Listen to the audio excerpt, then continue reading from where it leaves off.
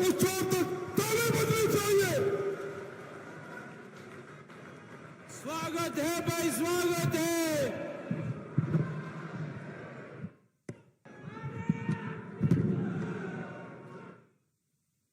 मेरे साथ बोलिए, भारत माता की। क्यों भाई, उदयपुर वालों की, मेवाड़ वालों की आवाज को क्या हो गया? ऐसी आवाज नहीं चलेगी। 23 में भाजपा सरकार बनानी है ना?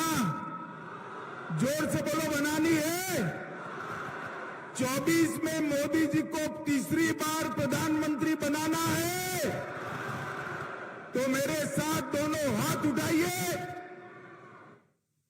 संपूर्ण विजय के संकल्प की मुट्ठी बींचिए और प्रचंड आवाज से बोले, भारत माता की, भारत माता की,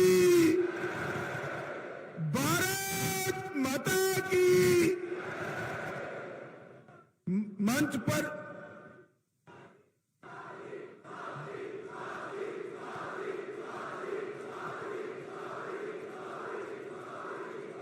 बोलो वंदे वंदे। मंच पर उपस्थित श्रीमान सीपी जोशी, प्रदेश भारतीय जनता पार्टी के अध्यक्ष महोदय,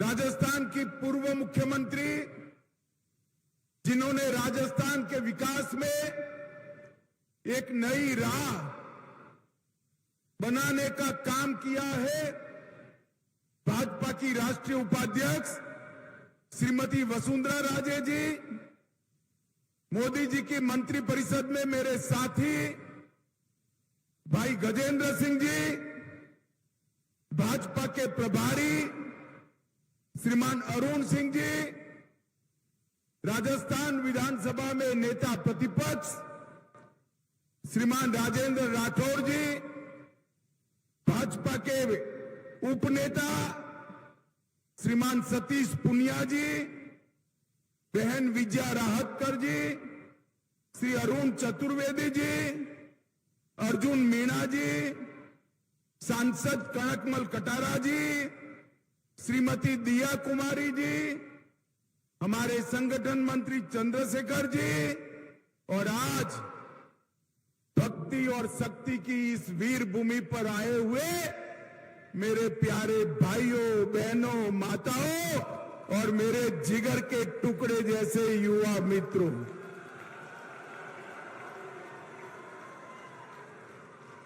ये गहलोत जी खामखा इस आयु में इधर उधर घूम रहे हैं। ये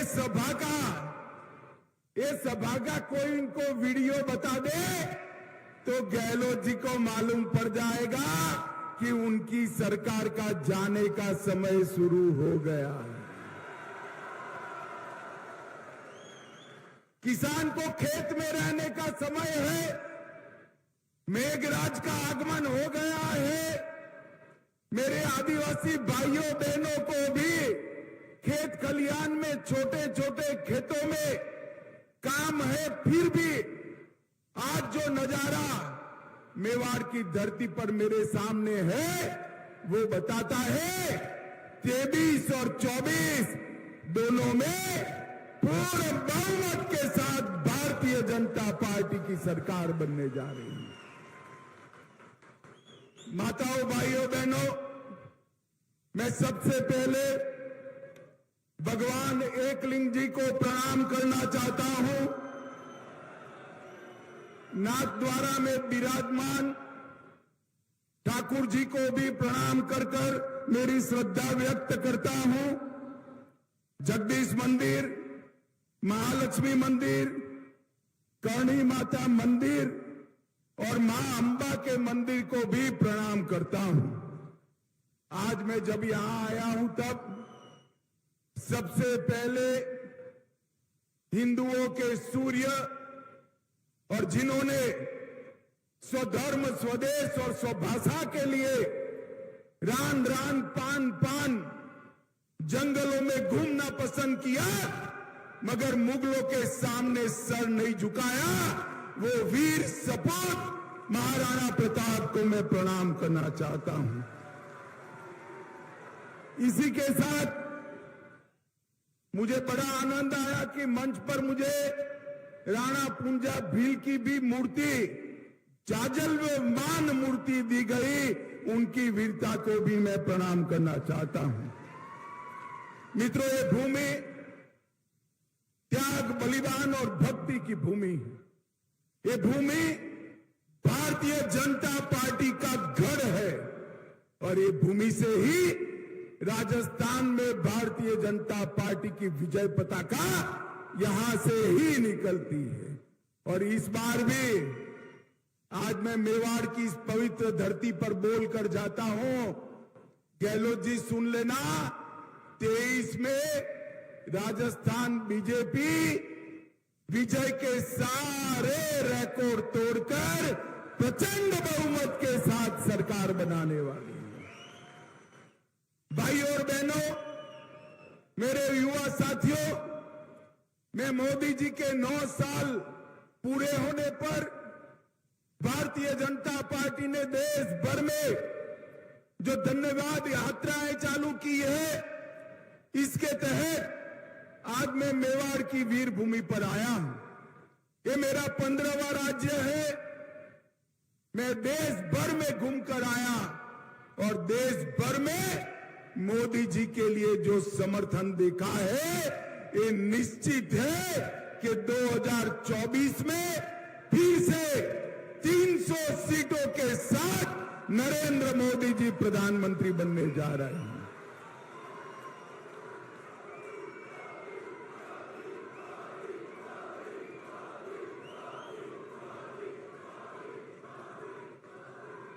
माताओं, भाइयों, बहनों, मोदी जी के शासन के 9 साल कई मायनों में भारत के अंदर परिवर्तनकारी रहे हैं। मोदी जी के शासन के 9 साल गरीब कल्याण के 9 साल रहे। मोदी जी ने कहा था 2014 में जब संसद में पहली बार पहुंचे, उन्होंने संसद की भूमि को माथे पर लगाकर कहा था, ये सरकार गरीबों की, दलितों की, आदिवासियों की, पिछड़ों की सरकार है। और 9 साल में इन्होंने इसके लिए ढेर सारे काम किए। मित्रों, मोदी जी के नेतृत्व में ये 9 साल में देश के करोड़ों किसानों को पहली बार 6,000 रुपया प्रति साल मिला है। और अपने राजस्थान में 80 लाख किसानों को अब तक 16,000 करोड़ रुपया सीधा बैंक अकाउंट में ट्रांसफर करने का काम हमारे नरेंद्र मोदी जी ने किया है। जल जीवन मिशन की तरह हमारे गजेंद्र सिंह जी देखते हैं, यहां बैठे हैं। जल जीवन मिशन के तहत हर गरीब के घर में नल से जल पहुंचाने का काम मोदी जी ने चालू किया है। और राजस्थान में 43 लाख परिवारों को अपने घर में शुद्ध पानी पीने का पहुंचाने का काम किया है। मित्रों, राजस्थान में 86 लाख शौचालय बनाए, 1 करोड़ कार्ड को 4.2 करोड़ लोगों को 3 साल से मुफ्त में प्रति व्यक्ति प्रति माह अनाज देने का काम ये भारतीय जनता पार्टी की सरकार कर रही है। 5.75 लाख उज्ज्वला के कनेक्शन दिए गए, 84,000 कनेक्शन मेरे ट्राइबल भाइयों को, आदिवासी भाइयों को देने का काम ये भारतीय जनता पार्टी की सरकार ने किया। 18 लाख लोगों को खुद का घर देने का काम ये भारतीय जनता पार्टी की सरकार ने किया है। मित्रों, मैं पास के गुजरात से ही आता हूं। यहां बहुत बड़ा जनजाति समुदाय है, आदिवासी समुदाय है। मेवाड़ के राणाओं ने जो लड़ाई लड़ी, इसके साथ मेरे आदिवासी भील भाई कंधे से कंधा लड़ाकर मुगलों के सामने लड़ने का काम आदिवासियों ने किया है। और स्वतंत्रता संग्राम में ढेर सारे गौरवमय प्रकरण मेरे आदिवासी भाइयों के नाम पर लिखे हैं। मोदी जी ने भगवान बिरसा मुंडा को, उनकी जयंती को जनजाति गौरव दिन के रूप में स्थापित कर देश भर के आदिवासियों का सम्मान करने का काम किया है। इसके साथ पहली बार आजादी के 75 साल के बाद एक आदिवासी महिला को, गरीब घर की महिला को द्रौपदी मुर्मू से महामहिम द्रौपदी मुर्मू बनाने का काम नरेंद्र भाई ने कर समग्र देश के आदिवासियों को गौरव दिलाया है। पहले गहलोत जी सुन लीजिएगा, 10 साल आपकी सरकार चली सोनिया मनमोहन की, सिर्फ 90 एकलव्य विद्यालय थे। ये आदिवासी बच्चों को पढ़ाने के लिए 14 से 24-22 में 500 से ज्यादा एकलव्य विद्यालय भारतीय जनता पार्टी की सरकार ने बनाए। 40,000 से ज्यादा शिक्षक भर्ती किए, 30 लाख से ज्यादा विद्यार्थियों को छात्रवृत्ति दी और जनजातीय मंत्रालय का बजट जो पहले 1,000-1,500 करोड़ था, मोदी जी ने बढ़ाकर 15,000 करोड़ करने का काम किया है। सबसे पहले अटल जी ने ही जनजाति आयोग की गठन किया था और हमारे भैरव सिंह जी ने जनजातियों के आरक्षण में वृद्धि करने का काम किया है। और मोदी जी ने 10 आदिवासी जननायकों के संग्रहालय बनाने का काम किया है। मित्रों, इन मोदी जी के 9 साल गरीब कल्याण के 9 साल रहे। ये मोदी जी के 9 साल भारत गौरव के 9 साल रहे। ये 9 साल के अंदर समग्र विश्व में भारत की विजय पताका फहराने का काम हमारे नरेंद्र मोदी जी ने किया है। मोदी जी G7 में गए थे, अभी अमेरिका गए, ढेर सारे राष्ट्राध्यक्ष ने G7 में कोई अपॉइंटमेंट मांगता था, कोई हस्ताक्षर मांगता था। अफ्रीका में किसी ने मोदी जी के पैर छू लिए और जहां पर गए वहां मोदी मोदी मोदी मोदी के नारे लगे। मित्रों, मोदी जी को ये जो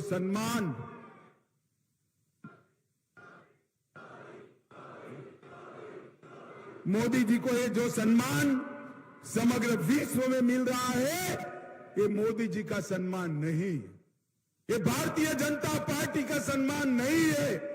ये मेरे मेवाड़ के भाइयों बहनों के, राजस्थान के भाइयों बहनों का और देश की 130 करोड़ की जनता का सम्मान है। मित्रों, जनता का सम्मान है। मोदी जी ने भारत के गौरव को आसमान तक ऊंचा उठाया है। मोदी जी ने भारत उत्तर से 9 साल है, विकास के हर पैरामीटर में, चाहे शिक्षा हो, इंफ्रास्ट्रक्चर हो, इंडस्ट्री हो, दलित कल्याण हो, आदिवासी कल्याण हो, युवा की बात हो, महिला की बात हो या विदेश से इन्वेस्टमेंट लाने की बात हो, हर क्षेत्र में मोदी जी ने नए आयाम गढ़े हैं। और मोदी जी के नेतृत्व में राजस्थान में भी ढेर सारा विकास हुआ है। मैं बाद में आपको उसकी बात करूंगा। माताओं, भाइयों, बहनों, ये 9 साल में मोदी जी ने देश को सुरक्षित किया है। ये सोनिया मनमोहन की सरकार थी, आए दिन पाकिस्तान से आलिया मालिया जमालिया घुस जाते थे और हमारे यहां बम धमाके करते थे। 2014 में आपने 25 में से 25 सीट दी, 19 में भी 25 में से 25 सीट दी, मोदी जी को प्रधानमंत्री बनाया और उरी और पुलवामा में गलती कर दी, पाकिस्तान ने गलती कर दी। परंतु इस बार मौनी बाबा मनमोहन जी प्रधानमंत्री नहीं थे, नरेंद्र मोदी प्रधानमंत्री थे। इस बार कांग्रेस की सरकार नहीं थी, भारतीय जनता पार्टी की सरकार थी। 10 ही दिन में पाकिस्तान के घर में घुसकर सर्जिकल स्ट्राइक और एयर स्ट्राइक कर आतंकवादियों का खात्मा बुलाने का काम नरेंद्र मोदी सरकार ने किया। माताओं, भाइयों, बहनों, ये मेवाड़ वालों मुझे बताओ, ये कश्मीर अपना है या नहीं है? सुनाई नहीं पड़ता है, जोर से बोलो, कश्मीर अपना है या नहीं है? धारा 370 हटानी चाहिए या नहीं हटानी चाहिए? ये कांग्रेस, सपा, ममता, स्टालिन जी, जदयू सारे इकट्ठा होकर काऊ काऊ काऊ काऊ काऊ काऊ करते। 19 में फिर से आपने 25 में से 25 सीटें दी, मोदी जी को प्रधानमंत्री बनाया। मोदी जी ने एक ही झटके में धारा 370 को 5 अगस्त 2019 को समाप्त कर दिया। और ये राहुल बाबा कहते थे कि धारा 370 मत हटाओ वरना खून की नदियां बह जाएगी। अरे राहुल बाबा, किस जमाने की बात करते हो? खून की नदियां छोड़ो, किसी की कंकर चलाने की हिम्मत नहीं हुई है, कंकर चलाने की। ये 9 साल में मोदी जी ने देश को सुरक्षित करने का काम किया है। 9 साल में मोदी जी ने देश को विकसित करने का काम किया है। और मित्रों, मैं आपको बताता हूं, अभी अभी सारा विपक्ष के नेता पटना में इकट्ठा हुए, एक बड़े मंच पर प्रेस कॉन्फ्रेंस की। सारे लोग, मैंने भी प्रेस कॉन्फ्रेंस देखी, मैं भी बहुत साल से राजनीति में हूं। मैंने सोचा भला ये कौन लोग इकट्ठा हुए? 21 पार्टी के लोग थे। कितनी पार्टी के? जोर से बोलो, कितनी पार्टी के? ये 21 पार्टी के लोग थे और 21 लाख के घपले, घोटाले, भ्रष्टाचार करने वाले लोग वहां पर इकट्ठा हुए। 21 लाख के घपले, घोटाले, जनता को हिसाब नहीं देना है। अरे मैं इस मंच से चैलेंज देता हूं, नरेंद्र मोदी सरकार पर आज तक हमारे विरोधी भी भ्रष्टाचार का एक भी आरोप नहीं लगा पाए मित्रों, एक भी आरोप नहीं। और 21 पार्टियां 21 लाख का भ्रष्टाचार करने वाली इकट्ठा होकर राहुल बाबा को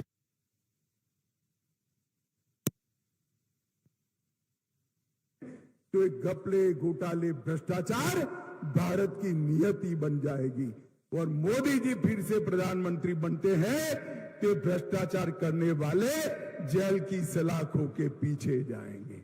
मुझे बताओ भाई, राहुल बाबा को प्रधानमंत्री बनाना चाहिए या मोदी जी को?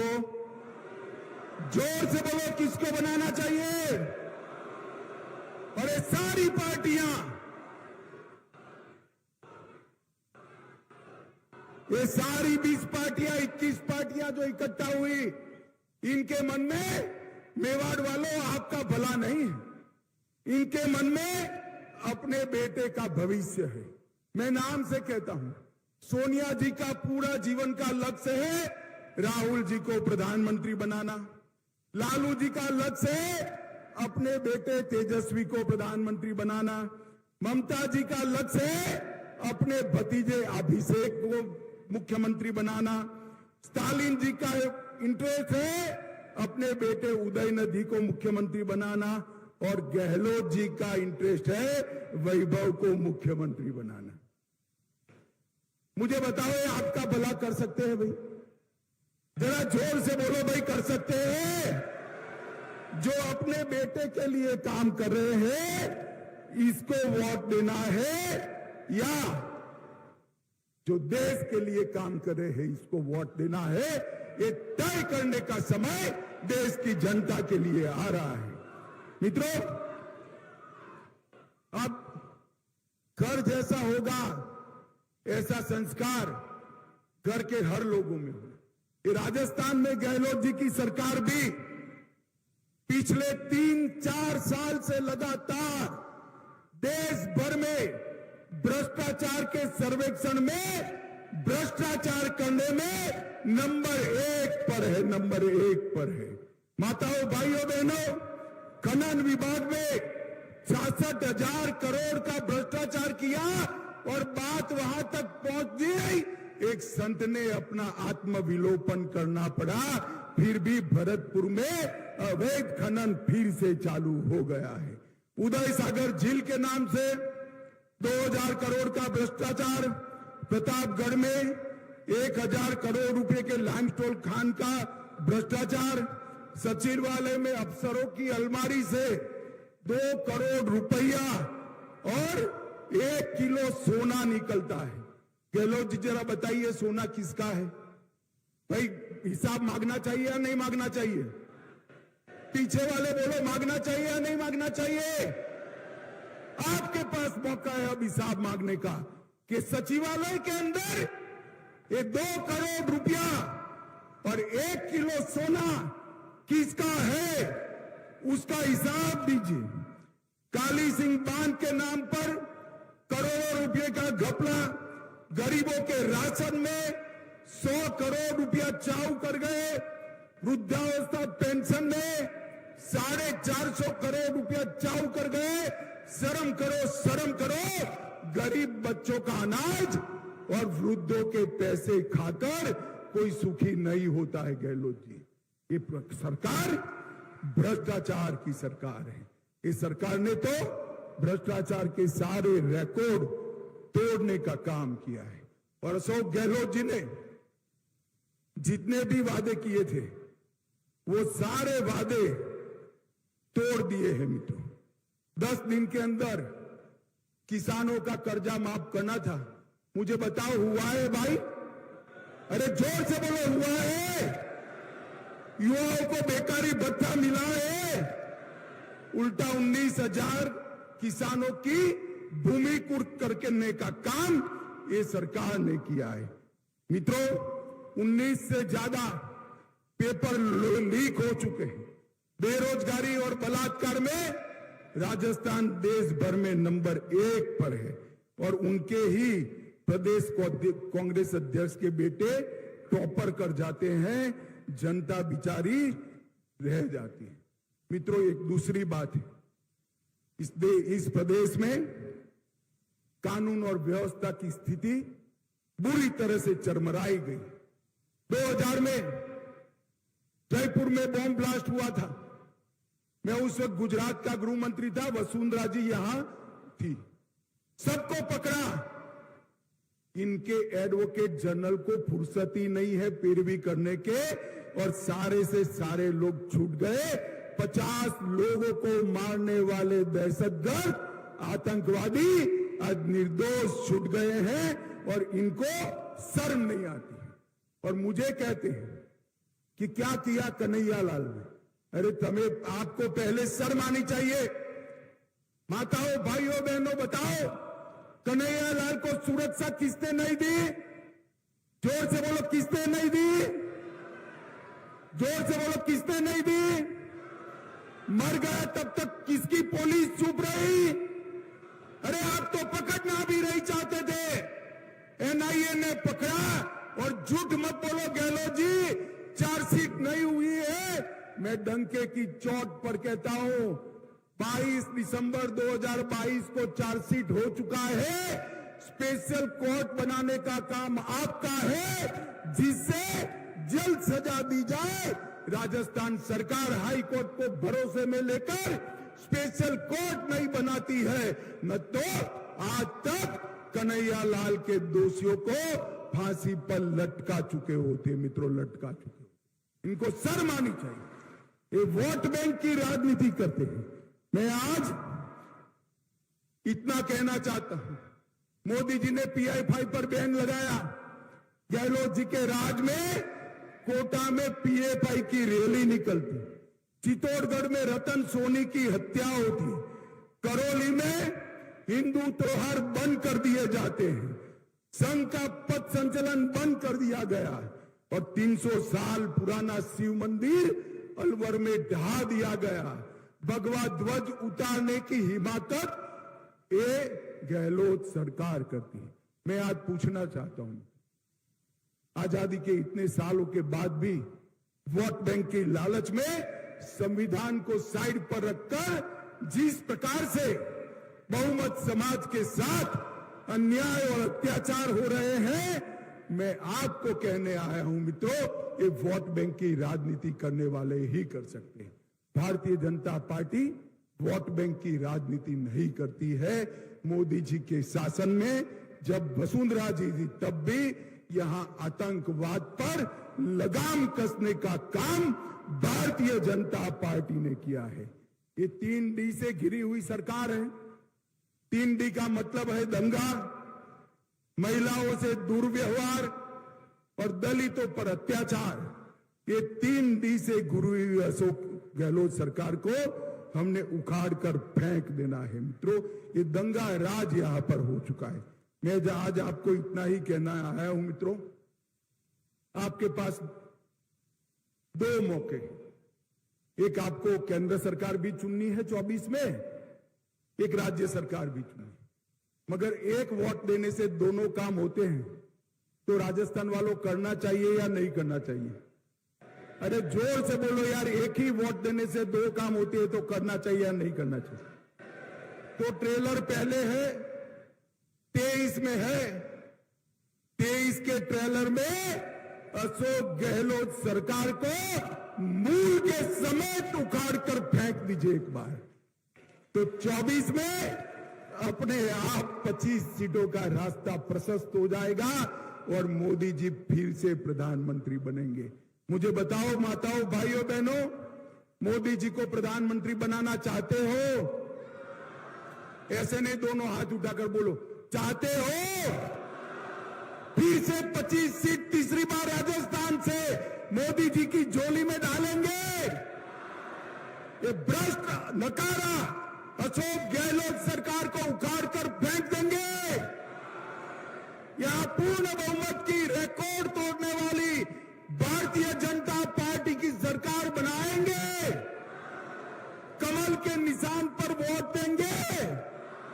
तो मेरे साथ दोनों हाथ उठाइए, उठाइए दोनों हाथ, विजय के संकल्प की मुट्ठी बींचिए और प्रचंड आवाज से बोलिए, भारत माता की, भारत माता की, वंदे वंदे वंदे। आप सभी का बहुत बहुत धन्यवाद, प्रणाम।